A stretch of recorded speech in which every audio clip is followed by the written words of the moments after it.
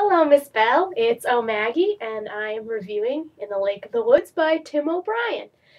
So, the first part that I found interesting about this book is all of the Vietnam horrors, that are in it, how it talked about the dead bodies being shot over and over again, even though they were dead, and also the level of gore to it, how they were talking about shooting people through the heads and having it explode, and also finding the dead bodies that have been raped and were just left behind with everything, and how also everyone was killed. It wasn't just oh, go for the soldiers. It's well, they might be a part of the Viet Cong, so we should kill them, and they just annihilated everyone.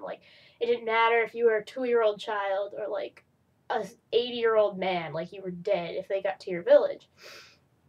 So I don't. We don't in history class. We don't really learn much about Vietnam. It's kind of a short brush over it. Oh, this is what happened, but this is what was happening in America. It's not really oh, this is what was happening in Vietnam. People were being murdered like crazy and slaughtered.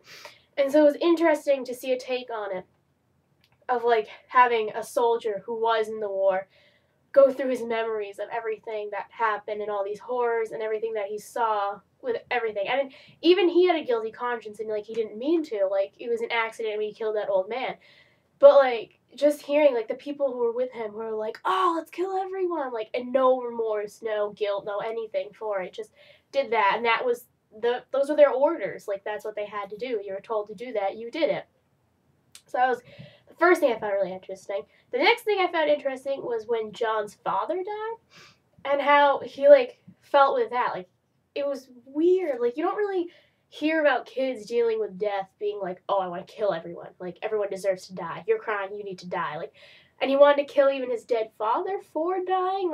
Right there, the little red flags went up, and I was that's not quite right.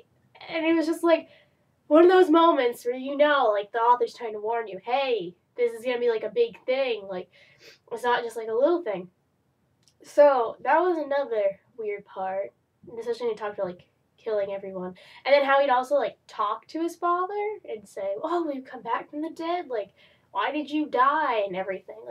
That was kind of weird. And I mean, it's not he had a good relationship with his father. His father called him fat. His father made fun of his magic tricks. He made fun of everything. It says in the book that his father did love him, but I don't know. I don't feel that.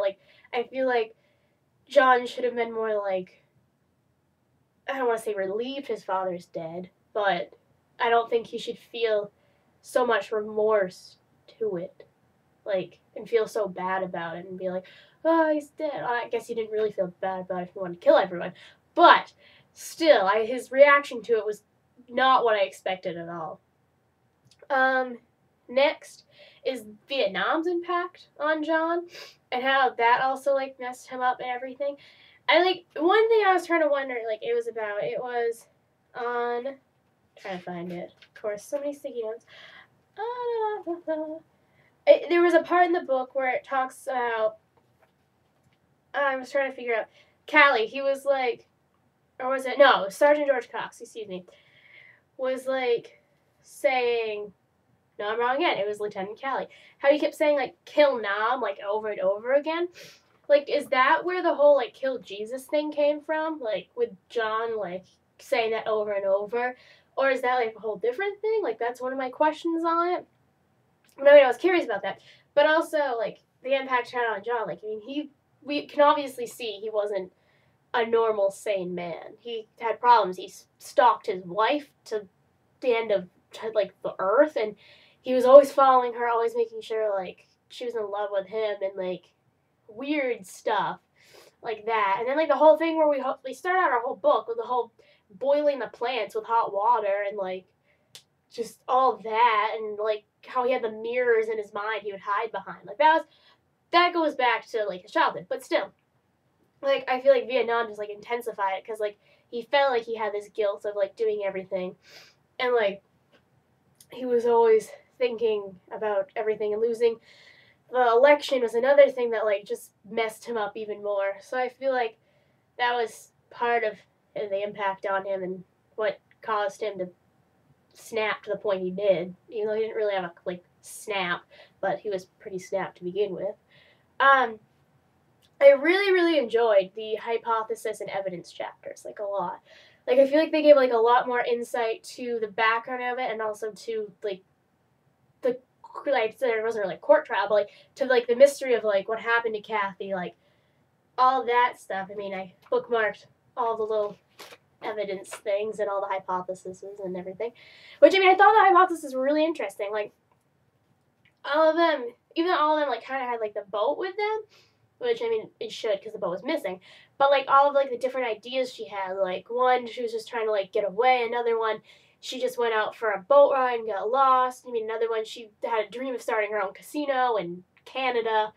I mean, it was really, really interesting to read that. And also with the evidence, like, it gave background to, like, where John came from and, like, who he was and everything with that. I'm sorry, I have a cold and I'm just, like, nasally. But, everything with that and how he, like, grew up. I especially like the quotes from his mom because, like, she, like, gave, like, really big insight to, like, John's father and, like, the drinking and stuff and how that, like, affected John, which I found very interesting. And the last thing I want to talk about is the ending. Why did it leave it open? I don't like that at all. I hate it when books just, like, end. Like, there's no, like, conclusion. There's no tying together the ends. It's just, like, done. And it's like, what happened? Like, you know. And I know that's why you had us read this book to, like, figure out what we thought happened in the end. To, like, it's a thought provoker. But I didn't want my thoughts provoked. I wanted an end. I wanted to figure out if Kathy was dead or not. Like, or where she was, or if they found her. Well, I mean, apparently they didn't. They never found her. But I would like something, just some ending to say, this is what the police thought. This is how they closed the case. Like, she was gone forever. And we never found her again. Not just like, oh, and John continued his life, trail off ending. Like, I wanted, like, a solid ending so I can be like, yes, that's what happened. Because, like, when there's not a solid ending, I just feel like, oh, so I went through all of that for nothing.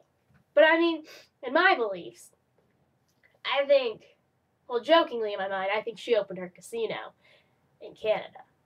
But, in all reality, I think she was murdered by John. Like, I don't know. Even that's not, like, one of, like, the hypotheses,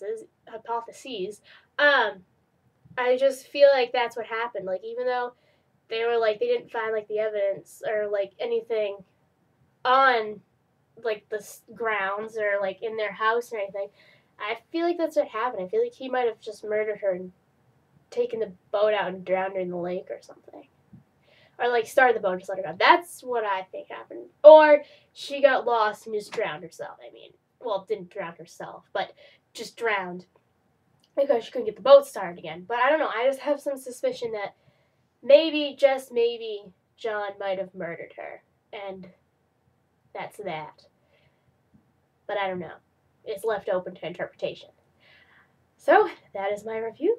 And I hope we read another exciting book like that again.